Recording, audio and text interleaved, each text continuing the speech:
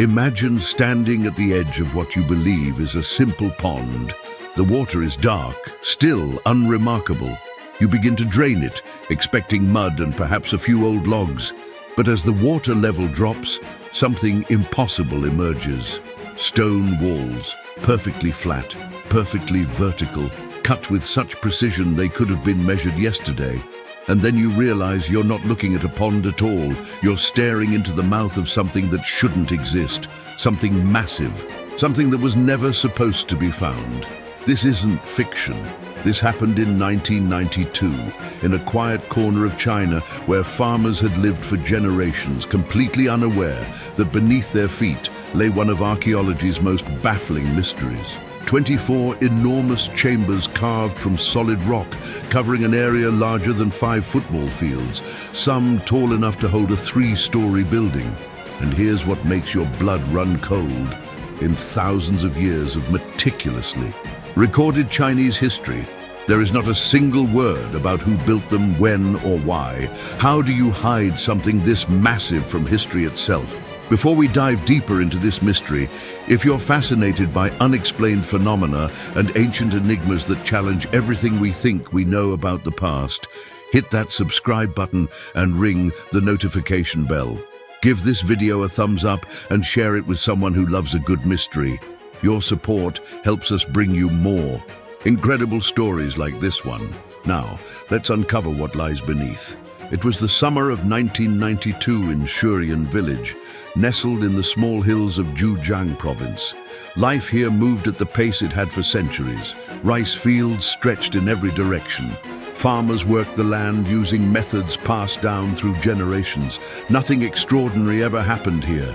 Nothing that would make headlines or change the course of history, until a group of farmers looked at a pond on their land and saw potential. The pond had always been there. Dark water, perfectly still, unremarkable. They assumed it was natural, just a depression in the ground that collected rainwater over time. If they drained it, they could plant more crops, increase their yield, feed their families better. It was a practical decision, born from practical minds. They set up water pumps and began. At first, everything seemed normal. The muddy edges appeared, reeds and silt, nothing unusual. But then, as more water disappeared, something caught their eye. The walls weren't sloped like Earth should be. They were flat, impossibly flat, and they were made of stone. As the last of the water drained away, the farmers stood in stunned silence. They hadn't uncovered a pond. They had uncovered an entrance to something vast, something carved directly from the sandstone beneath their feet, something that had been hidden for longer than anyone could remember. Word spread like wildfire through the villages. Curiosity turned to obsession. If one pond hid a chamber, what about the others? One by one, ponds across the area were drained, and one by one, the same impossible sight greeted the farmers. Massive man-made chambers, 24 in total. Together they became known as the Longyou Caves, and together they cover over 35,000 square meters of precisely carved stone.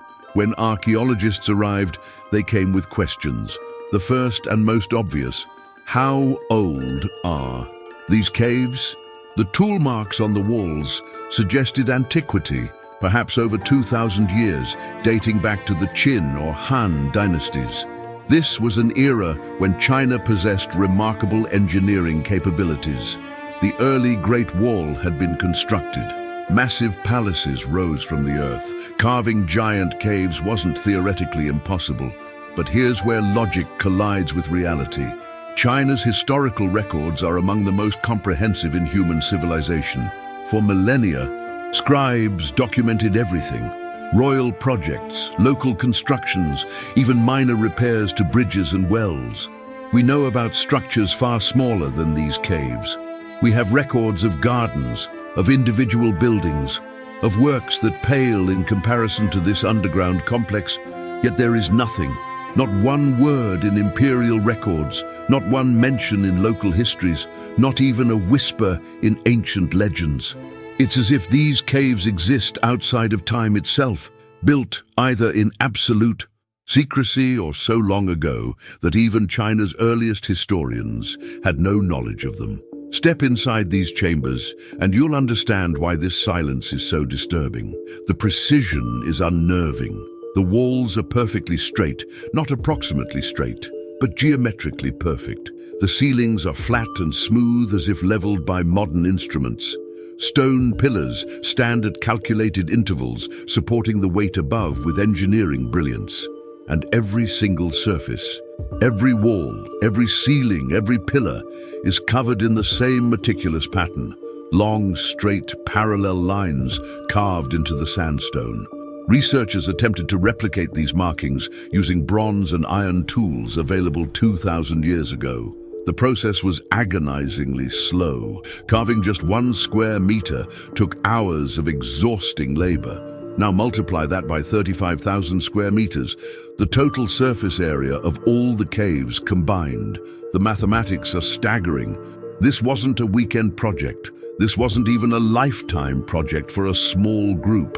This would have required hundreds of workers, decades of continuous labor, and organizational capabilities that suggest a sophisticated society with resources to spare. And yet, after investing all that time, all that energy, all those resources, whoever built these caves vanished without leaving a trace. No tools were found, no pottery shards, no decorative carvings, no inscriptions, no human remains, no evidence of daily life, just smooth, empty chambers that echo with silence. Were these caves built by a known dynasty that deliberately chose not to record them? And if so, why? What purpose could justify such secrecy? Or are they older still, the work of a civilization that existed before recorded history began, a people whose entire existence has been erased from human memory? Walking into a Longyou cave today is like stepping through a portal. The moment you leave, daylight behind, the temperature drops. The air becomes cool and dry. Your footsteps echo in ways that make the space feel alive. Electric lights now guide visitors. But imagine entering these chambers in ancient times. Torches would have been your only illumination, their flickering flames casting dancing shadows across the stone, making the carved patterns seem to move like waves on a frozen ocean. Your eyes are drawn upward to the towering pillars, each one left in place with calculated purpose, bearing the weight of the ceiling without complaint. Those ceilings stretch overhead, flat and smooth, defying the natural tendency of stone to crack and crumble. Every surface bears those distinctive chisel marks, running in perfect parallel lines, a signature left by builders who wanted to mark their work, but not their identity. Some chambers are vast halls capable of holding hundreds of people, spaces that evoke the grandeur of underground cathedrals. Others are narrow passageways that wind into smaller rooms, creating a labyrinth of stone. The design feels intentional, purposeful, yet its function remains maddeningly unclear. What strikes you most is the cleanliness. The floors are smooth, free from rubble or debris, no piles of discarded stone, no half-finished walls, no evidence of construction chaos. It's as if the builders completed their work, swept up, and then simply vanished into the mist of history. The layout itself is a puzzle. Some caves connect through carefully carved passageways, forming an underground network. Others stand isolated, separated by thick walls of untouched rock. This isn't random. This is deliberate design, but it doesn't match any known pattern for quarries, temples, or palaces from ancient China. In some halls, massive pillars support the roof. In others, the ceilings span enormous distances without any support whatsoever, yet they've never collapsed. This demonstrates an understanding of structural engineering that shouldn't exist in that era. Knowledge that required either advanced mathematics or generations of trial and error. Consider the challenges faced by the builders. These chambers have no windows, no air shafts, no ventilation. Working inside would have consumed oxygen rapidly, especially with torches burning. Yet every wall shows the same precision, the same attention to detail. How did they see what they were doing? How did they breathe? How did they survive? Long enough to complete this monumental work? The theories attempt to explain the inexplicable. Perhaps these were quarries, stone mines to extract building material. But where did the stone go? Each cave would have produced thousands upon thousands of tons of sandstone. None of it has been found in the surrounding area. No nearby structures show evidence of this distinctive stone.